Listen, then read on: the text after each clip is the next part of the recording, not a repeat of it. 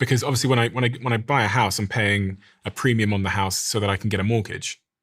I want to bust this myth, because what happens is people come on and they go, look, I can tell you right now, the stock market over the last 20 years has averaged over 10% annually. People go, the returns are better in the stock market than in real estate.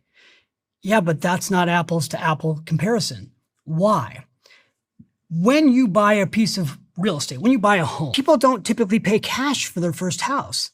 They put down 20% and they borrow the other 80%. So you take like an example of take a $200,000 home. $200,000 home, you put 40 grand in. Home goes from 200,000 to 400,000 in 10 years. This has happened to so many people in the last 5 years. Since COVID, there are markets all over the US where housing prices have gone up 100 to 200%.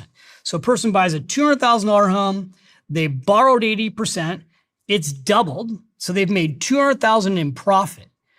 They didn't put in 200,000, they put in 40. So they got a 5 times return on their down payment. They go to sell their house, they don't pay taxes on the gain. Because when you own a home, at least in the United States, you own a home for over 2 years, if you're single, you get $250,000 in tax-free gains.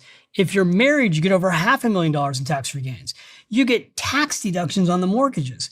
So what happens is people come here and they go, you know what? You shouldn't be tied down. You need to be flexible when you're young. You don't want to have the responsibility. And you should take the extra money and you should put it in a mutual fund.